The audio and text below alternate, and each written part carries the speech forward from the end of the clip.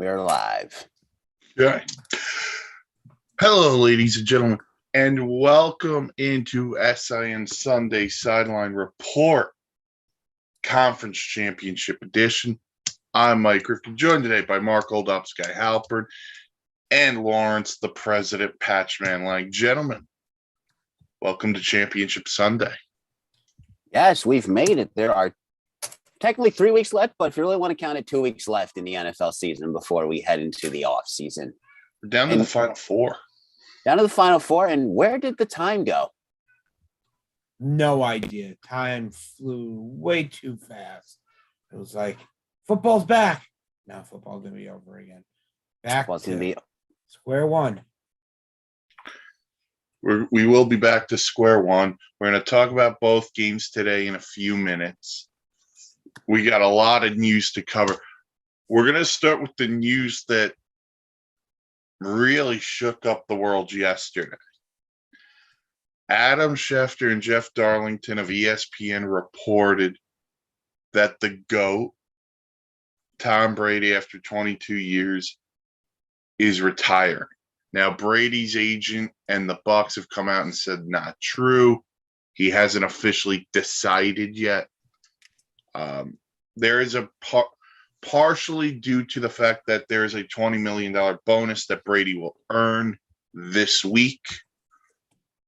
So once we find out if it's official, we will talk more about Tom Brady's retirement.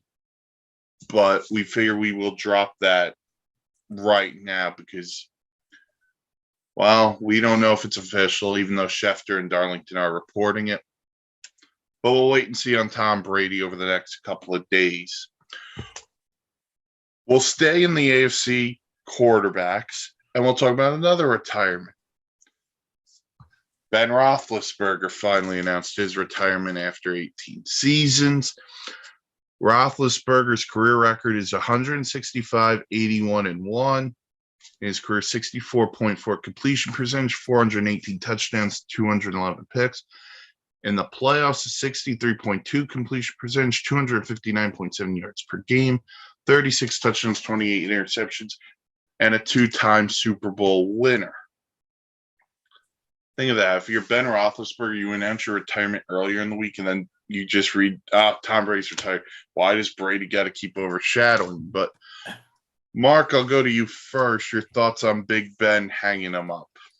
Well, Big Ben has been a featured player for Pittsburgh ever since he was drafted. Like you said, Mike, he has 2 Super Bowl championships. He has several AFC wildcard divisional matchups. He's been good quarterback throughout 99% of his career. He should have retired after last year's debacle and just said, I'm done. So he went one more. Fine.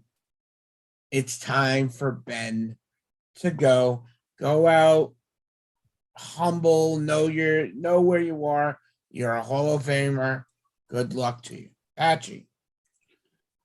Yeah, I agree with Mark here. What a career for Mr. Big Ben.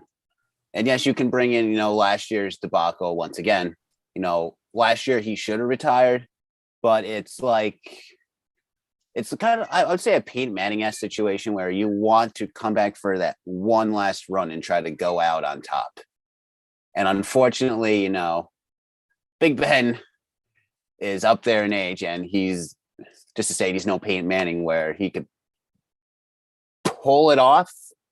It's just that, Big Ben was a little more banged up than Peyton Manning was. Peyton Manning was still Peyton Manning, but Big Ben was beat up, and it crossed over from last season where he was like, everything was bothering him, and Big Ben was just like trying to get the football out of his hand to try to not get killed.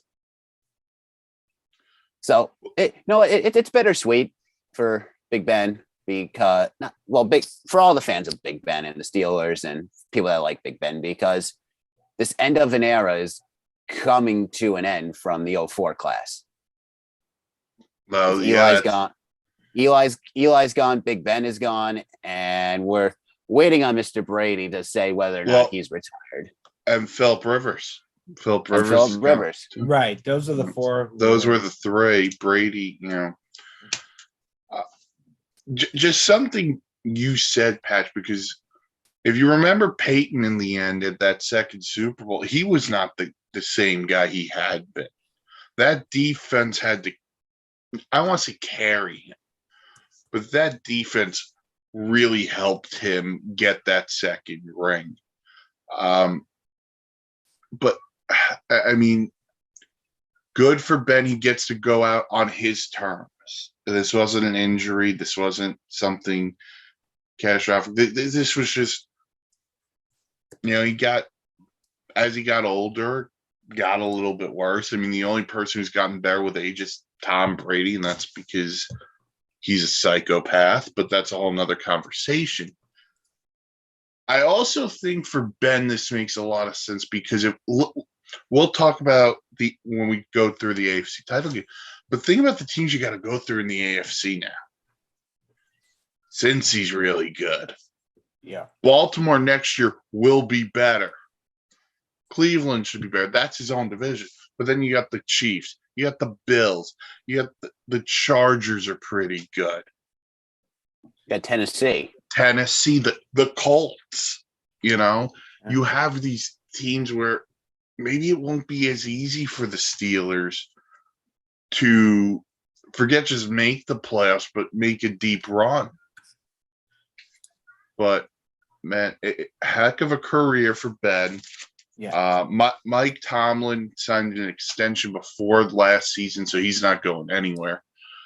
So I'll pose it to you guys. Right as we sit here on January 30th, 2022, who's the Pittsburgh Steelers quarterback as of next year? If you're staying with what's on the team right now it's Mason Rudolph. That's not really going to cut it. I think even Dwayne Haskins at 3, they would have to compete. They're going to look to bring in someone who can get them at least through the next 2 years to give Mason Rudolph a chance to develop a little bit more.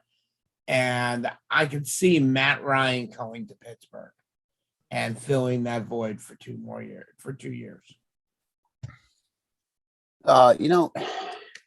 Aaron Rodgers, if he decides to leave Green Bay and he wants to go for a contendership, I could see him going to the Steelers, and he can be a great mind that the other QBs in the Steelers organization can feed off of. I would think. Sorry, Patrick. It's okay, because I think Matt Ryan's done too. Matt Ryan's been around forever, it seems, but he's coming to an end soon too. And to me, I want to say it's like Big Ben. You're just holding on. You just keep holding on. You guys are not Tom Brady, where Tom Brady finds a way to be an ageless wonder and never age. Matt Ryan has to realize soon that his time is up. Yep. And to me, if he goes to the Steelers, okay, he could be a great fit for them. But then again, he's also one big hit away from being done forever. So my thing is this. If you've ever listened to the Wishbone Shotgun podcast, shameless plug, I know, but I've been screaming for the Atlanta Falcons to blow it up for the last 3.5 years, so I don't know if Matt Ryan's ever going anywhere. 2, Mason, the red zone reindeer Rudolph. He's been given opportunities at times. I liked him coming out of Oklahoma State. He's never shown to have it. Dwayne Haskins, I got to be honest, that his career might be going down the Dwayne the way it's going. For me, I don't know if they're going to be in a position to draft a guy this year or if there's a guy they really like. But I've been thinking about this over the last 48 hours, really, because I think the perfect spot, if Aaron Rodgers were to leave Green Bay, resides in the AFC, but it's not Pittsburgh. I think the best spot for Aaron Rodgers is actually the Indianapolis Colts, which we can get to in a little bit.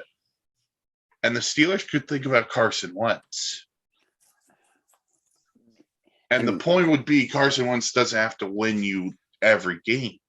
He just has to do what he did in Indy, which was manage the game. Albeit week 18 was a bad loss, but to put it all on him is terrible because they got manhandled at the line of scrimmage. But someone like Carson Wentz, someone like Jimmy Garoppolo could be the Steelers quarterback in 2022. I mean, if you want to throw Russell Wilson in that conversation, you can too. You can throw Russell Wilson into that conversation as well. There are options for the Steelers, whether they want to go young or if they're going to try to win now with this current core. I think the funniest solution would be if Cleveland wound up with one of those quarterbacks, Rodgers, Wilson, someone, and then they just said, you know what, we're going to cut Baker, and Baker signs with the Steelers. That's the ultimate dream, but it's never going to happen. But we'll wait and see. Go ahead, Mark. Every quarterback's ultimate dream is to win a Super Bowl, right? So some of them won. Once you've done that, to complete your trophy, you must take the Jets to a Super Bowl and win within 1 year. And they have tried, but they all have failed since the Super Bowl III. You get one, or we get an average Joe guy show, and we get it. You get 1 year to turn this team into a winning football team. Here's $1 million. Do what you got to do to sign players and whatever. See what happens. So congrats to Ben on a Hall of Fame career. In 5 years, he will go in first ballot, whether Tom Brady retires or not. All right, we're going to go from on the field to on the sidelines, and we're going to go to New Orleans because Sean Payton stepped down as the Saints coach. He said during his press conference he does not plan to coach this season. See what the future holds. But Sean Payton in his career, 152-89 record, 9-8 in the playoffs, one-time Super Bowl winner. I believe the 9 wins in playoff history. I think the Saints only had one playoff win before he got there. But Patch, I'll come to you. Sean Payton stepping down as the Saints coach. I'm kind of shocked actually, because I figure, Sean Payton is like Pete Carroll. He's been with one team forever, just like Mike Tolman. Same team. You build this. You're constantly in the playoff hunt. You can get yourself to a Super Bowl, if not win a Super Bowl. Fuck internet. Oh, I thought my internet cut out. Yeah. Oh, I thought my internet cut out because my screen froze for a second. I'm like, well, this is bad. Now it's like, who is going to coach the Saints going forward? Because now this is like the big mystery now. This is more of a bigger mystery than if Tom Brady's retired or not, because I think no one didn't suspect Sean Payton to step down. Yeah. Maybe maybe he just needs a break. Maybe he just needs a 1 season break. Maybe he'll go to another. This is like $1 million question now. What is Sean Payton thinking in his mind? Well, he brought up a couple of things during his press conference. He brought up doing TV at one point. He brought up, hey, I just need a year to relax, and maybe he comes back next year. Who knows? I mean, he's got options. Mark. Yeah. Well, Sean Payton, for all of you don't know, started off in the Cowboys organization as a line coach and worked his way up to an offensive coordinator, and then he left for New Orleans. There is no secret. It's no secret that Jerry Jones wants him back, as Jerry Jones tried pursuing him last year, but then certain issues came up. So Peyton steps down this year. next year comes around, it doesn't matter what team goes after him. I think until his quote unquote physical contract goes away in 2 years, the Saints will get compensation from whatever team signs and picks him up, whether it be Dallas or whatever, it doesn't matter. They're still going to have to give, I believe it's a second round, a fourth round, and then pay off the rest of his compensation at his quarterback contract. So, I mean, whether Sean Payton retires or plays again or coaches again, it's a spin of the dice. I think he wants to be in Dallas because he has said multiple times how much he misses it. So we'll see. I think he saw what life after Drew Brees was like. And I'm not saying that that was the biggest. I do think circumstances outside of that do play into his thought. I think COVID does play a role because he did catch COVID twice, I believe. But I think you look at this team in the Saints, and they're way over the cap. They're going to have to make some personnel changes, roster changes. But the one thing that you could guarantee was no matter who was playing, receiver, running back, line, defense, you had Drew Brees.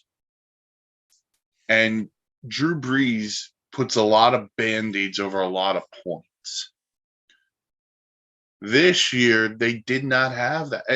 And I want to be fair here because Jameis was playing fairly well before he got hurt. Yes. He was playing well. I want to give Jameis Winston credit. Yeah. Because he was playing well. And then we get into the whole Taysom Hill stuff, and is Taysom Hill a weapon? Is he a quarterback? I prefer Taysom Hill as a weapon, not as a quarterback. And I think Sean Payton said, it's just, I've been here 16 years. And that's a long time. It's time for a new face. It's time for a new voice, whoever that may be. And I may not jump right back into it, but I'm going to put feelers out there. Maybe I want to try TV. Maybe I want to try, maybe I'll wait on a job that might come. I don't know. But for 16 years, I was in New Orleans. And let's be fair, Sean Payton, Drew Brees resurrected the Saints. The Saints were nothing before those two guys got there. So now, and when they came, it was after Katrina, and, God bless. But it was time for a change. And this was the classiest way you could do, because they can't say you fired Sean Payton when he's the greatest coach in your organization. Mm-hmm. And he gave you enough time to say, hey, I'm going to just step aside, and it's someone else's turn to take over. Now, I'll be honest, my dream scenario this offseason was the Dolphins would trade for Sean Payton. Now that Sean Payton's available, I don't think it'll happen, but that was my dream. There's no secret that Payton, who said he would love to, after a year, love to coach in Dallas. He would sunset in Minnesota or somewhere in the Northeast. So that just shows you he's already thinking way ahead of the fact that he's going to be coming back at that point. So it's going to be weird when you watch the Saints next year and there's no Drew Brees and there's no Sean Payton. Yeah. The Saints did put in interview requests with Aaron Glenn, who's the Lions DC, who was the Saints secondary coach. I believe they put him for both Bucs coordinators, Byron Leftwich and Todd Bowles. And Dennis Allen, who is their own DC, has been interviewed as well. But we'll wait and see who the Saints decide to hire as their new head coach. One more note before we dive into actual coaching hires. The Vikings last night interviewed Jim Harbaugh, the coach of the University of Michigan. So watch out on that one. That could be fun. All right. We actually have 3 coaching hires we will talk about now. We'll start in Chicago, where the Bears have hired Colts defensive coordinator Matt Eberflus as their new head coach. I believe he's bringing along the Packers quarterbacks coach, Nate. I gotta get the name right, but they are bringing along the Packers quarterbacks coach to be their OC. Just give me 1 second to find the name. I'll get it for you I'll get it for you. Continue.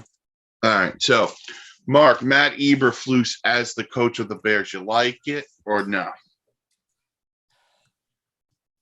So Luke Getzey, by the way. Luke Yes, it is. Getzey. He gets it. Luke Getzey gets it. The guy is a talented coach. He knows what he's doing, but I don't know if he's ready to take over a team like Denver. And not Denver, Chicago. Sorry, my bad.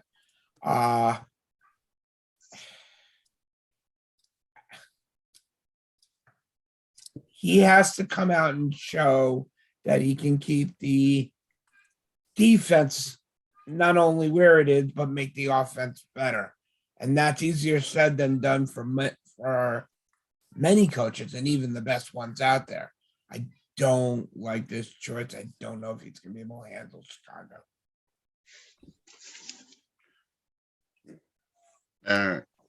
Pat, your thought on Matt Eberflus going to Chicago? Granted, I'm a Packer fan. I want to see the Bears be terrible because, hey, it's the Bears. But the Bears need to find their way again because the Bears minus the Lions are kind of the running joke in the NFC North because Minnesota's finally coming around and come back to life. But it seems that like the Lions and Bears are stuck in the cage and they can't break out. With my analogy there, try to give a little fun analysis there. But, hopefully he's a good fit for the Bears because you know what? At the end of the day, you want to see every team be good. You don't want to see teams consistently be terrible. And maybe he is that new missing piece to the Bears. And maybe he can bring something to the table for the Bears to make them good again. I'm a little surprised they didn't go offense here to get the best out of Justin Fields. Because to me, that was the reason for any coach to get. The Bears defense is not terrible. They have a lot of talent, especially when Khalil Mack's playing again next year. The problem is the other side of the ball. What am I going to get out of Justin Fields? I love David Montgomery. He just hasn't stayed healthy. And when he is healthy, Matt Nagy never gave him the ball enough. Who are the weapons on the outside? Because I don't think you're going to bring back Allen Robinson at this point. So you got to get weapons for Justin Fields. Oh, and by the way, the Bears, you don't even have your top 10 first-round pick because they went to the New York Giants in the trade for Justin Fields. Right. So I personally like Matt Eberflus. I think he deserved an opportunity to get a job. So I'm very happy for him. I don't know if this is a job because here's the thing, and I might say something that might offend Patchy here, and I, with every fiber in my body, I totally mean it to be offensive. If Aaron Rodgers is leaving Green Bay, this is not offensive in any way. The Packers they're brought down to earth. So now all of a sudden, Minnesota, in my mind, is the team to beat in the NFC North. If I agree with that, if Aaron Rodgers does leave, Minnesota becomes the team to beat in the North. So all Justin Fields and the Bears have to do is elevate a little bit, and you can get there.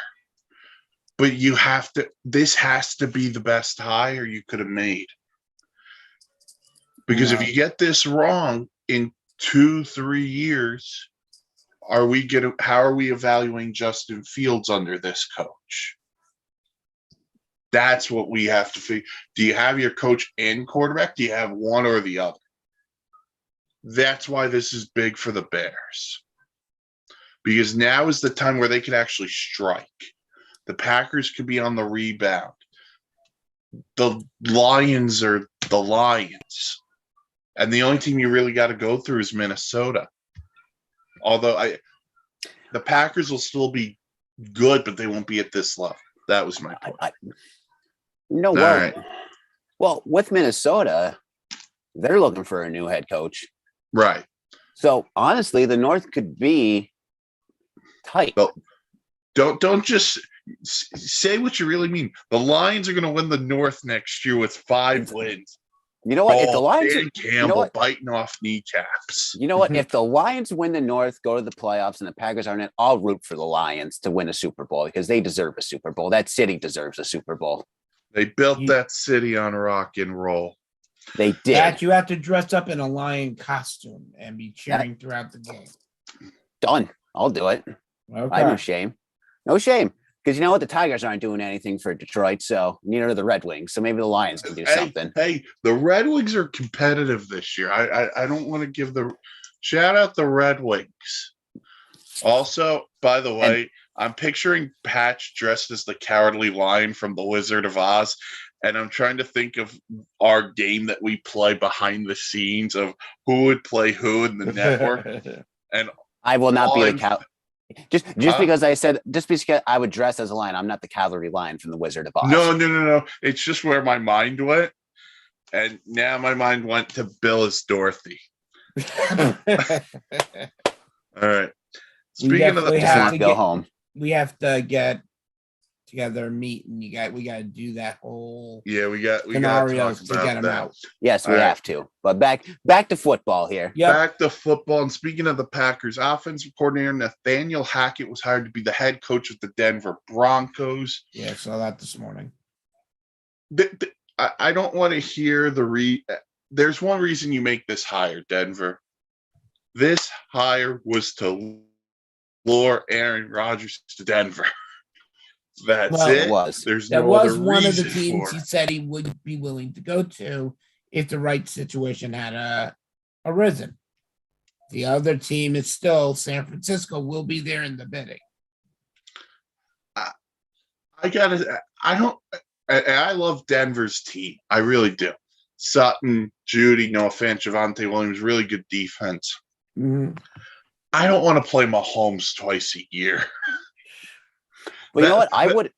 But we would get Aaron Rodgers versus Pat Mahomes twice a year. Oh, I know. Get your popcorn ready. Get the popcorn ready. I would love to see that twice a Where's year. T.O. when you need him for the popcorn? You literally just stole my line. I was just gonna say that too. Just like how that one got stolen in Dallas. Oh, Ah, actually, oh. I could go T.O. from the Niners too. I could place the ball at midfield before I think it was Roy Williams comes over and nails Almost broke his ribs. it. All right. Mark, your thoughts on Nathaniel Hackett going to Denver? You know, you got to give the guy credit where credit is due. He did a very good job in Green Bay. Now he's going to Denver. He's knowledgeable about defense, and as we've all talked about throughout the season, you know, Teddy Bridgewater is Teddy Bridgewater. He's not the quarterback that's going to get you to a Super Bowl anymore. The first order of business will be to get a quarterback in Denver, and like Patchy had said, with the close ties to Aaron Rodgers, anything is possible. Anything is possible. And you know what? If there were a trade to happen, I would see Aaron Rodgers going to Denver along with Devontae Adams. Because I think wherever Aaron Rodgers goes, Devontae Adams is going to follow. In Depending some on way, what they teams' caps are. But Denver doesn't need another receiver unless they're going to trade Judy or Sutton.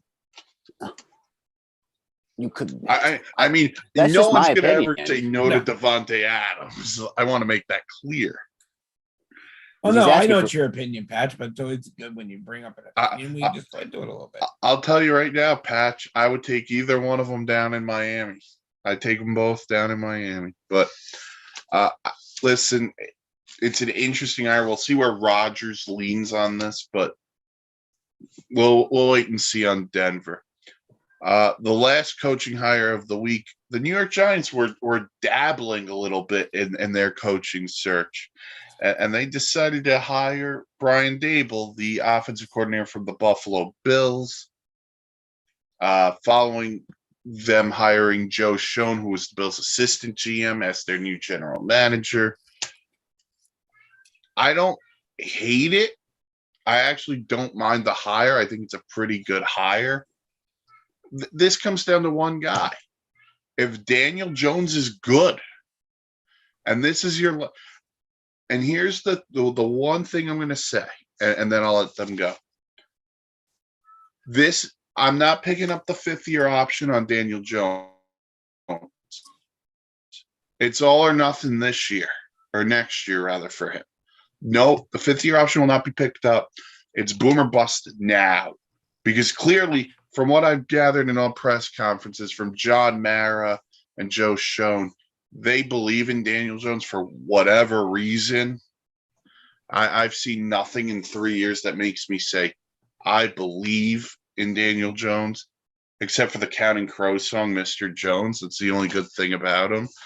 But I'm out on Daniel Jones. I was against him being drafted where he was drafted. Dealing with Dabble coming over, I was heavy on Brian Flores, and nothing against him. He's a good coach. He deserved to be where he is. But I saw Brian Flores coming over, and with him would come Deshaun Watson, and then you get rid of Daniel Jones. Daniel Jones is not an NFL quarterback. He reminds me a combination of a bad Michael Vick and a worse Cordell Stewart. That's how bad he is. Patch? Yeah.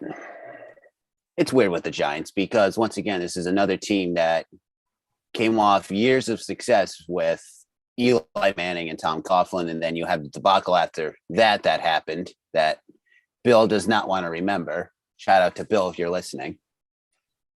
And it's what'd you say? What'd you say, Rifkin? I just said, Don't worry, Bill. We love you. So does Rifkin, deep down in his little heart.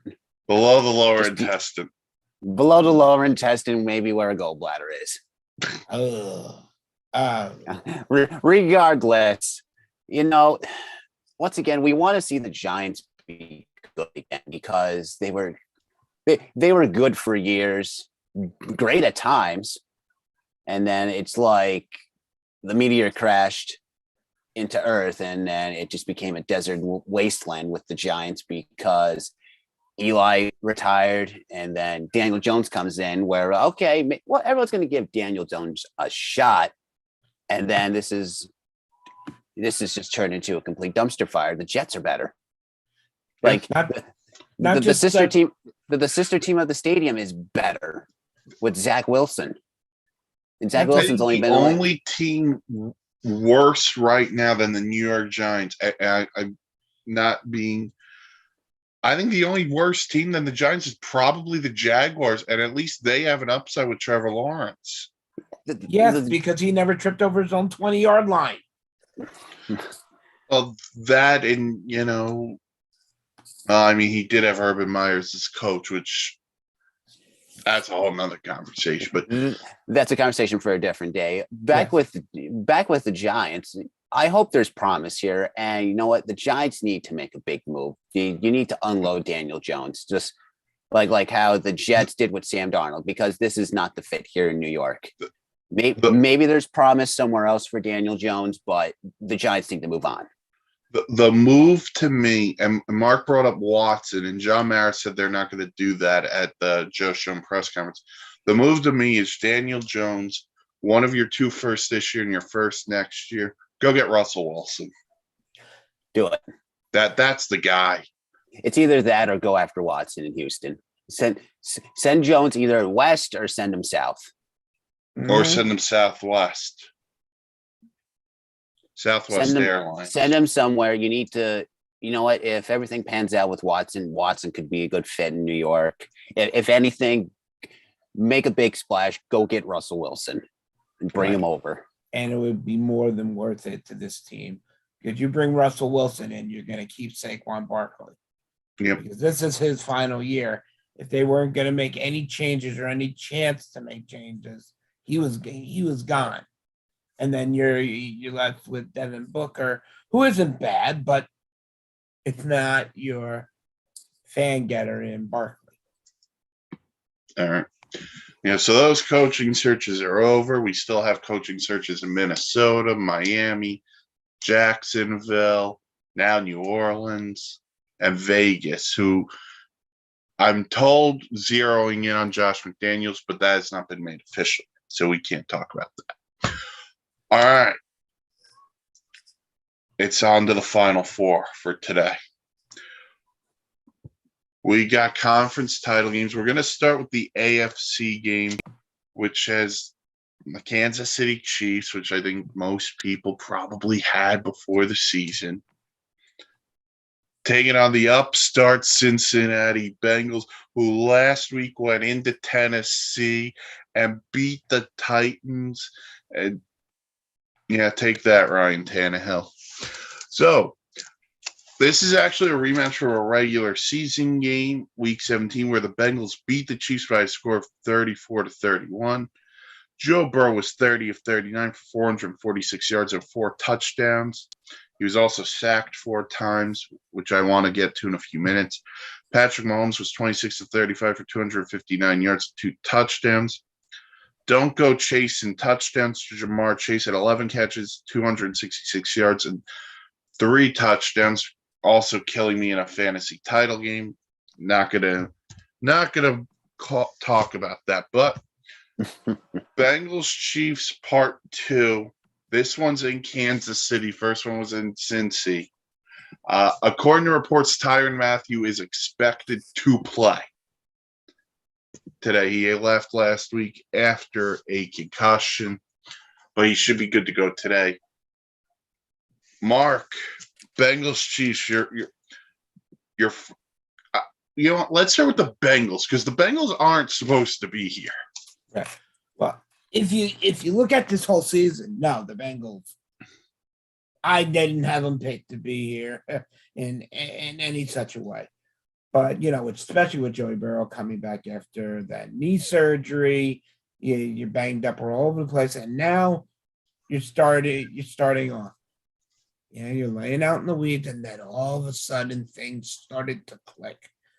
Joey Burrow and Jamar Chase, the best wide receiver quarterback combo in the league right now. And you got Joe Mixon, who, with this new offense where they can open up holes for him and get him in on more screenplays, that is going to be the big help. But how did they get here? They beat teams that no one expected them to be. People thought of them to be a weaker team until about week 9 when people wake up, wait, we got you taking the Bengals seriously here. That Bengal team is a solid football team. Their defensive line is a good defensive line. It helps stops the run.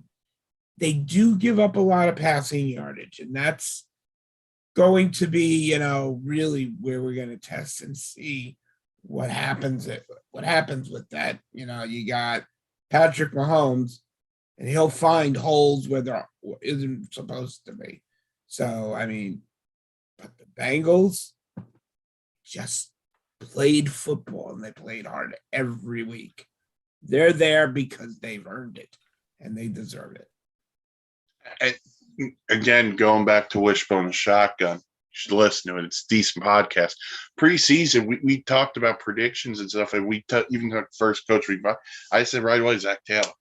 I thought the pressure was on Zach Taylor. And Zach Taylor, I know you're listening. I'm sorry. Because this team is MC Hammer right now. They're too legit to play. That is who this team is. Joe Burrow, who will win who should win Comeback Player of the Year.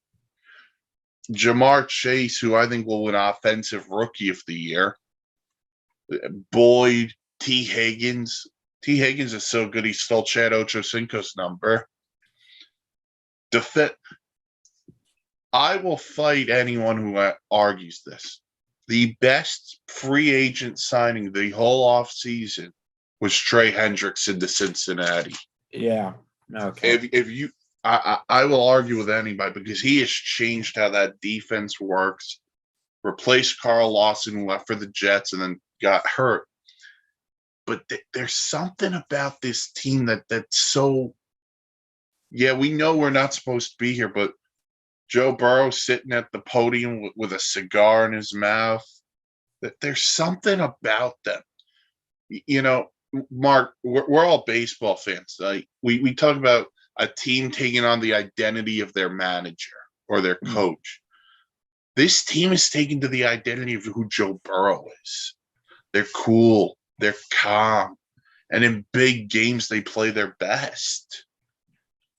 Well, any sports professional will tell you you have to choose who your leader is going to be. And in baseball, to me, it's always the catcher. The catcher is the general who tells you is calling the game. But in this place, it's quarterback. He's your field general. Yes, your coach is there. He's grooming you throughout the year. But when you're on that field, it's Joey Burrow who's leading that play, not the coach. So, yes, that Joe Burrow is the leader, is the man in control. Pat, your thoughts on the Bengals? So, you know what? Coming off last year, where I think they went 4-11 or 5-11, 4-12, 4-12. Listen to game somewhere. 4-12, 5-11 in there. In that proximity, 4-12. Okay, it was Joe Burrow's first year. Fortunately, he got injured, and the Bengals didn't do so well. But coming back, it's like Joe Burrow is meant to be here because, once again, it's a team that was stuck in a rut forever after Dalton left.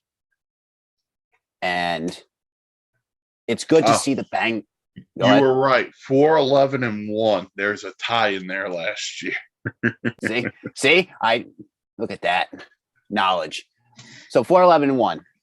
Joe Burrow gets injured. Okay, wait till next season, see what Joe Burrow can bring to the table. And he came back and he brought the Thanksgiving feast to the table for the Bengals. And this is also a team that, up until when they got in the playoffs, never won a playoff game. They would have a great regular season, get to the playoffs, and then lose. So to see the Bengals get that playoff win off the back, I bring the analogy of the Nationals not winning a series in the playoffs. It took them forever to get over that hump, and then they get that one series win, and it's off to the races, and they shock the world. I think the Bengals are going to shock the world today and knock off the Chiefs.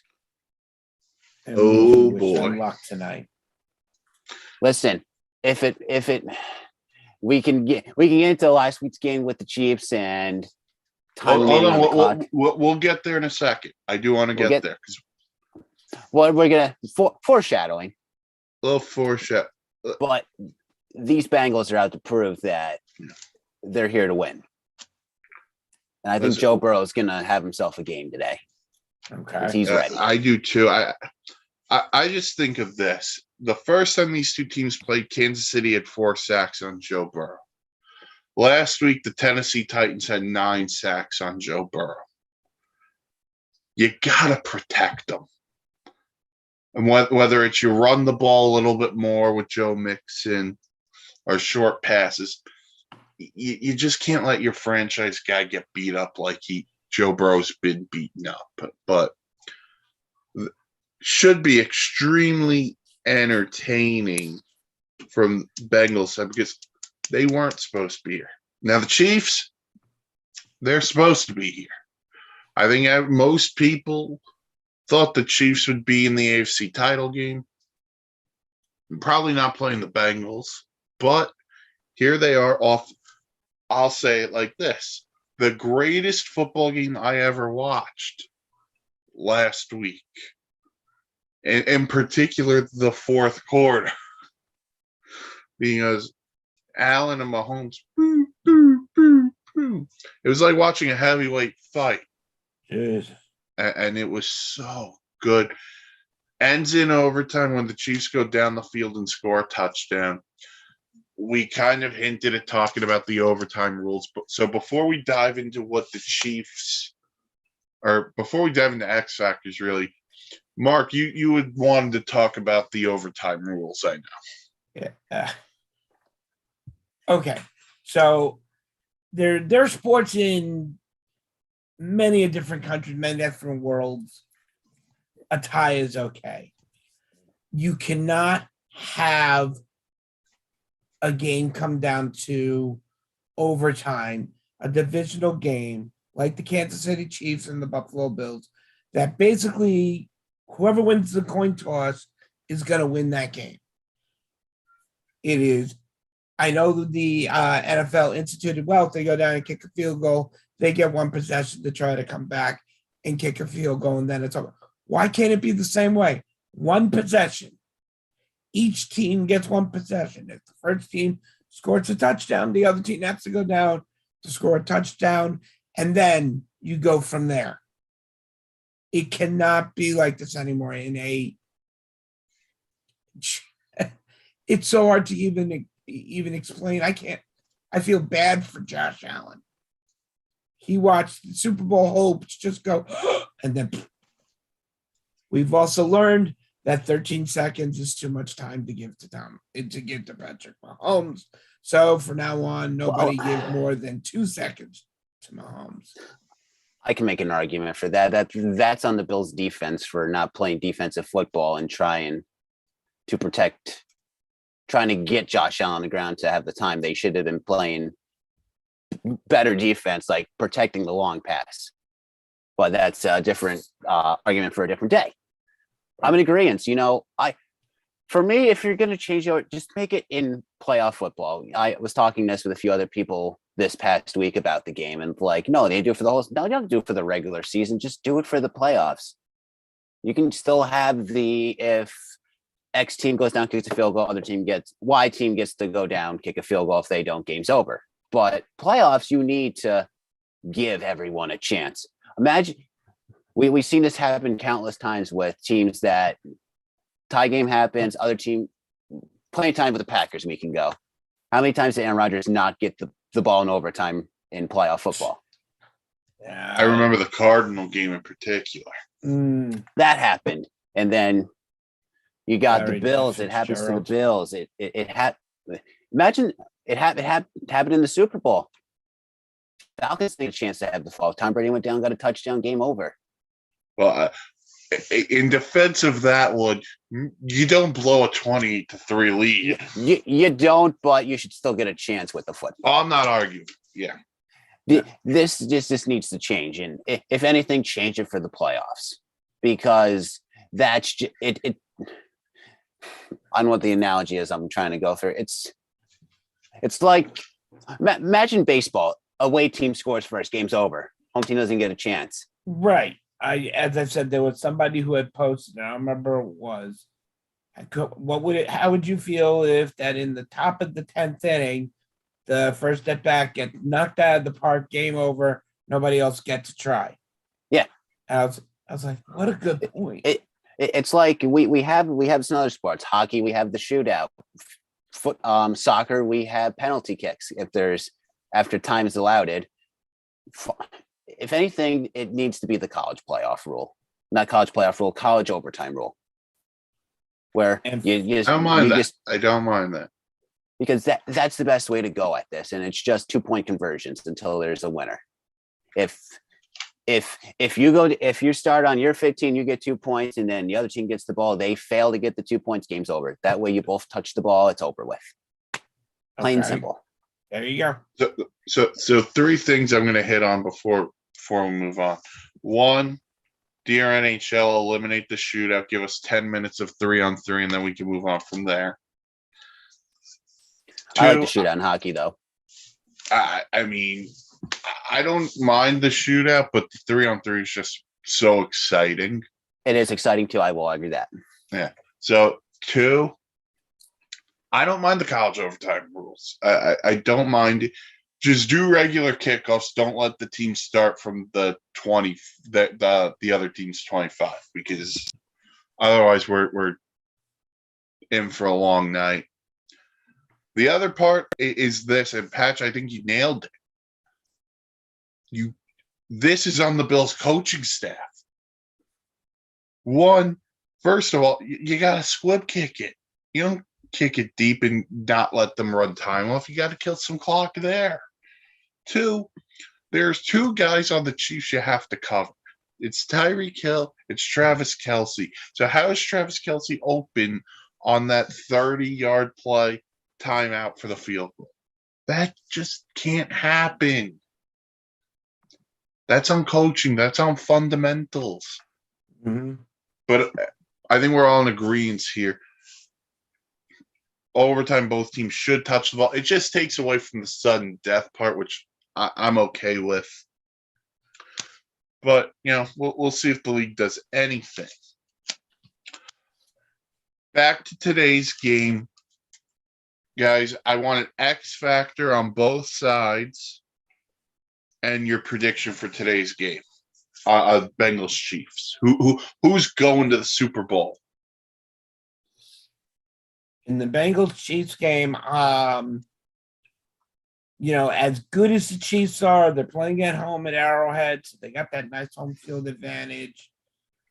I think the biggest X factor is going to be the Chiefs defense going up against that Cincinnati high-powered offense. I think the fact that they're weak, I think Joe Burrow's going to have a very big game.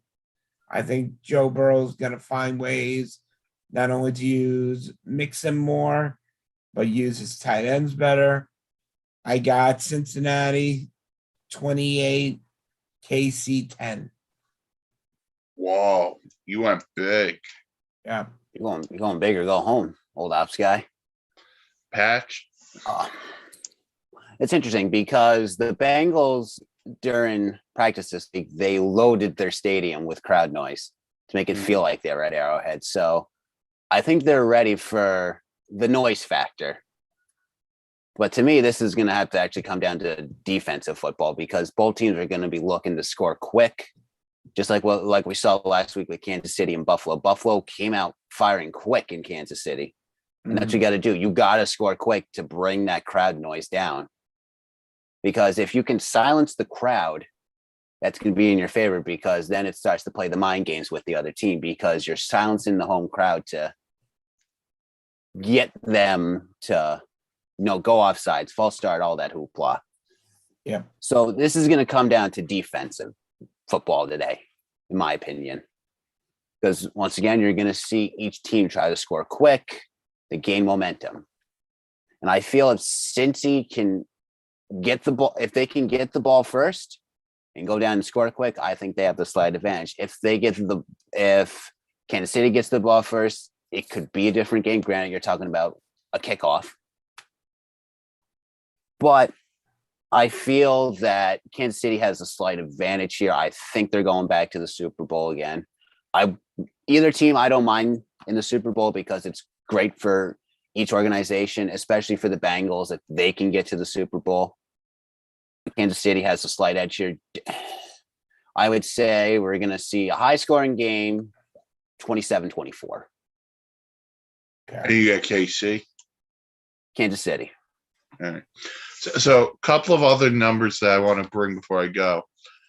The Chiefs in the first meeting ran for 150. If I can read my own writing, 155 rushing yards the first meeting.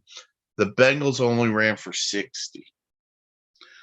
Penalties, the Chiefs had 10 for 83. The Bengals had 5 for 62. I don't think the Chiefs are going to commit 10 penalties again today. And so I think that's going to be a factor here. But I think the biggest factor for the Chiefs, X factor-wise, Clyde Edwards-Helaire. He didn't play in the first meeting. They ran the ball effectively in the first meeting. If you can keep Joe Burrow and that high-powered offense off the field, go ahead and do it. The Chiefs have run the ball effectively really this playoff. They ran it effectively last week, even with Mahomes' legs. I like the Chiefs ring. For the Bengals, to me, it's two things. One, it's discipline. The false starts, the offsides, the penalties. You got to be disciplined. Even discipline in the sacks. Don't let Joe Burrow get killed today. And the secondary. Don't let Tyreek Hill, Hardman, Byron open up a can of Pringles. Travis Kelce, don't let those guys into the open field. You don't want to get into a track race with them. At home, I like the Chiefs. I think this is I think the Chiefs are on a redemption tour. I say because they lost the Super Bowl last year. They lost to the Bills in the regular season, beat them.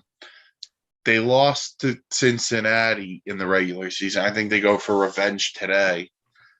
And I think they wind up in LA for the Super Bowl. So I like the Chiefs 38-34 in KC. I think it's close. I just, first of all, I don't want to bet against Mahomes. And two, Andy Reid's quote last week, when it gets grim, be the Grim Reaper.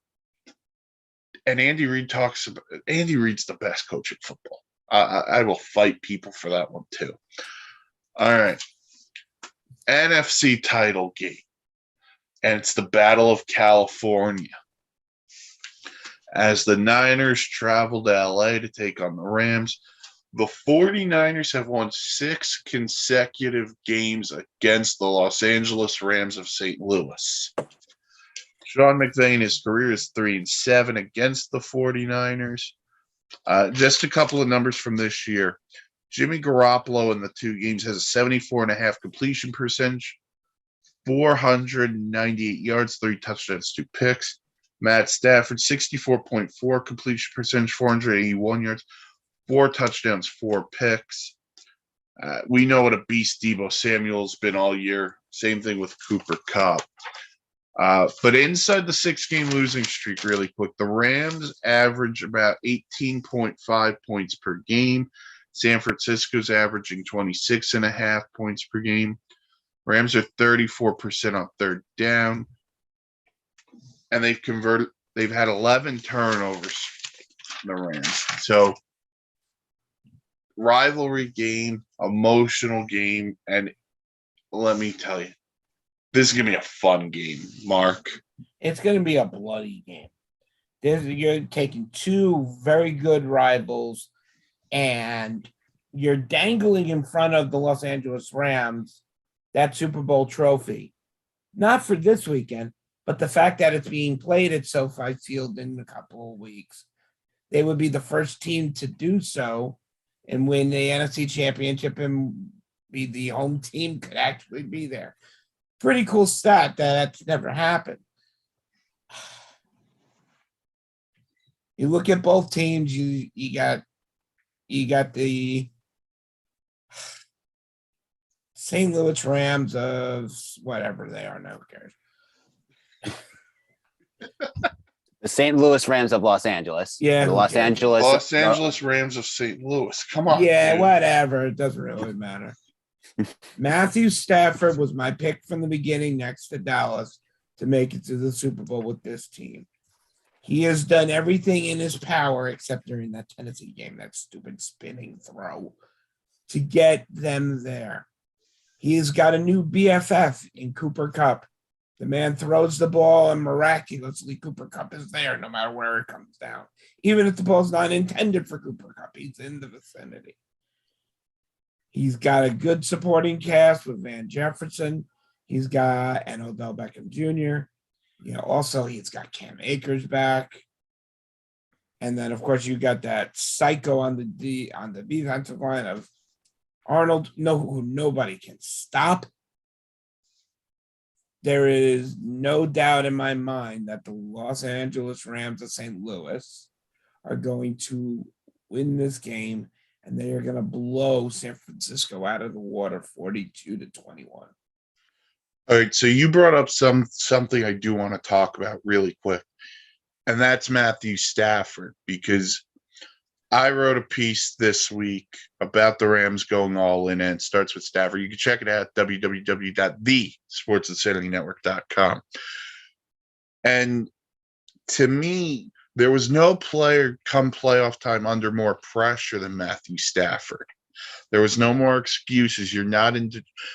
This isn't Detroit anymore, Dorothy. That this is to continue with the Wizard of Oz. This is why you were brought in. And to me, I don't want to say this is the best football I've seen Matthew Stafford play, but it's the most. I think it's the most enjoyment I've seen Matthew Stafford play with. They could have folded last week when they blew the 27-3 lead. They could have folded, or 24-3, whatever it was. They could have folded. Instead, Matthew Stafford said 42 seconds. Oh, Tom Brady, you made a mistake. And that mistake's with a capital C and a capital K. Because it was Cooper Kupp's time in the last 42 seconds. How he's wide open on that deep ball. The separation was unbelievable. Boy, Matthew Stafford. Ooh. He's been great this playoff, Matthew Stafford. And Cooper Kupp deserves some MVP consideration. Al Michaels talked about that last week. Shout out Al Michaels. Pat, your thoughts going into this? It's a weird situation for me because I thought my team would be here. But I was wrong with that, and my heart got broken again. But you know what? My woes don't continue. I move on. Get over it. Yeah, Moser. Yeah. Well, we're not going to talk about Moser. We can talk about him and his personal decisions to sign up for a certain website at a different time. But regardless, this finally proves if you give Matt Stafford help, Matt Stafford is good. We could talk about all the years in Detroit where it was just he would go all out, throw a ball, pop your shoulder out, win a game, and then pop it back in. You pop your shoulder out, pop it back in, win the game, pops back out. That shows guts. You finally give Matt Stafford help. Look where he is, 1 win away from a Super Bowl. And it would be so awesome to see Matt Stafford in a Super Bowl because he at least deserves to go to 1 Super Bowl. On the flip side, the 49ers have been playing spoiler all playoff. And how Jimmy G is once again 1 win away from a Super Bowl is beyond me. Granted, that's the defense helping him. But and last week, the special teams. And the special teams. But it's like reality is, I think, going to come quick for Jimmy G, and that is today. Because what has he really done in the playoffs? Just hang around and get his team in a field goal winning situation, or he's finding a way to get the ball down the field and the running team takes in. He's not throwing touchdowns. It's like Jimmy G's luck is going to come to an end soon. Speaking of Jimmy G, and I posted this in the notes that for the show, is we talk a lot about what he's doing now. I want to know where he is next year. Because they drafted Trey Lance at 3. Mark brought up that, hey, maybe they're in the Aaron Rodgers sweepstakes earlier. Where's Jimmy G playing next year? Because right now, he's trying to I think he's trying to showcase himself for some other teams. Maybe New Orleans. Maybe New Orleans. You know what? Maybe the Giants. Carolina, the Giants. Washington. Maybe Washington. Maybe Green Bay. Who knows? But if he's going to prove himself, he has to prove himself today and not rely on everyone else to help him. He needs to get the job done. Yeah. Get the job done. Showcase yourself. Prove that you can be a starting quarterback in an organization. And if not, go win the Super Bowl to prove that you belong in San Francisco, and San Francisco is not going to trade you for somebody else. And this game will also, if you think about this, like the Niners wouldn't be here if the Rams had held on to that lead in week 18, because the Saints would have made the playoffs at that point. So it's a full circle. We have two premier offensive player of the year candidates also in this game, Cooper Kupp, Debo Samuel. Both have been outstanding all year. This is gonna be fun rivalry. It's great stuff. Mark, give me an X factor on each side. For today's game, Today's game. for the evening game, I meant to say. Yeah, evening. For game. the San Francisco 49ers, for them to have success against this Los Angeles Rams defense, they got to get Debo going early. Get him in a lot of different type of form setups, whether it's the 2 set back, split him out to the wide, put him into the slot, move him all over the field. If you can draw the defense close up, then go over the top to someone like Kittle or Ayuk. That's what I would do, is try to use Debo into a way where you're drawing that defense in onto the line. On the other side of the ball with the LA Rams, everybody knows what the LA Rams offense is made of. It's made of superstar receivers in Kupp and Beckham. Higbee had a nice year. You have Stafford, who had a hell of a resurgence year, and you got Cam Akers. Again, you got to establish a run. Get Akers going a little bit, throw in a little Sony Michel. Okay, draw him up a little bit, and then start doing short slants and stuff like that. Get the ball off quickly to Beckham for a couple of quick plays. Do some quick crossovers with Kupp. That's where it comes down to. It's going to come down to both wide receiver cores and how they do. So I want to follow up with this before I go to Patch. When you said move Debo around, I don't disagree. If you're Raheem Morris, the Rams DC, are you just sending Jalen Ramsey and saying, Jalen, that's your guy today? And that would make the most sense. But let's call it what it is. Jalen Ramsey isn't what he was 5 years ago. He's lost a step or two. I don't know if Jalen Ramsey could cover Coop on the long routes. If he's on him on the outside, yes. Slot, no. I don't know if he could cover him on the slot. All right. Patch. I'm in agreement with Mark. You got to get Debo going early. Give him situations where he can get the ball, get out there. On the opposite side, I'm going to go with OBJ. The reason why I say this is they'll be covering him, but they're going to be probably covering Cooper more. So if OBJ can find a way to get open more, watch out for OBJ, because OBJ can be the sleeper here and help the Rams out. It's a weird thing to say because Cooper Kupp's going to be heavily covered, but we always forget about OBJ. OBJ finds a way to get open and then makes this spectacular catch somehow. And the team is getting ready to score. So I'm going to go with that. And I know Mark gave his prediction. I'm going with the Rams here. I think Rams are going back to Super Bowl, even though I could see the 49ers finding a way to win this game too. But I think the Rams have the slight edge here, and it's going to be 30-25. All right, for me, they talked about getting Debo going early. I think you got to get George Kittle going early and Brandon Ayuk get going early. Those are the two guys.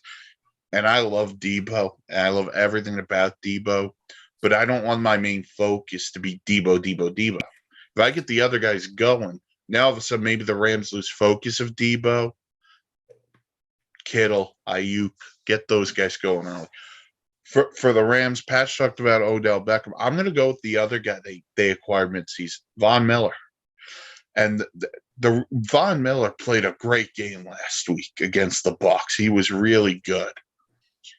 If you're going to get Von Miller, Leonard Floyd, and Aaron Donald, who didn't have a sack this year against the Niners, oh boy, that's a tough threesome to stop.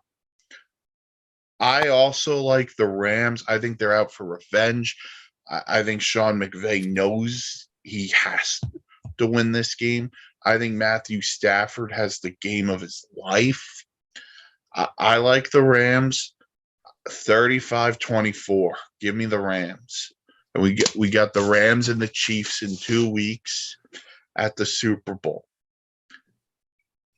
And we're going to do a Super Bowl pregame show, peeps. We Oh, haven't yes. figured out what time. We'll let you know the time. But We have it'll an be the award show same. planned. We do have a fun show planned. Fun show. Awards are going to be given out from the SIN. Awards. Maybe some Super Bowl trivia. We could have a lot of fun with it. But that's in 2 weeks. So we're going to hibernate until 3 o'clock when the games start. For Mark Oldovsky, Halpern, Lawrence Patchman, I'm Mike Rifkin. You've been listening to SIN Sunday Sideline Report. Check us out every week. YouTube. Check out the podcasts on Anchor, wherever you get your podcasts, and check out the website www.thesportssettingnetwork.com for blogs and other important fun stuff. Until then, have a good week. Enjoy the football, and namaste. Namaste. Namaste. Mark, you have power.